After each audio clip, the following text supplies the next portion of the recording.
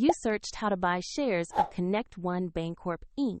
ConnectOne is a regional commercial bank listed on NASDAQ under the ticker CNOB, and this video is for educational purposes only, not financial advice.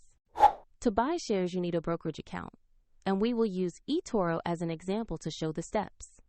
After registering, you must verify your account, usually with an identity document, and add funds before you can place a trade.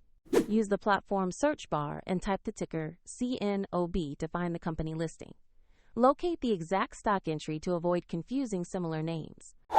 Open the stock page to review basic company information and the price chart. Confirm the NASDAQ listing and the CNOB ticker to ensure this is the correct asset. Click Invest or Buy.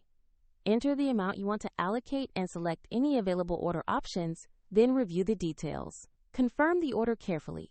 If the market is closed, the order may execute when it reopens, and if you lack funds, the platform will prompt you to add them before final confirmation. After the trade is placed, the position will appear in your portfolio for monitoring. For the example used in this video, a link to eToro is provided in the description.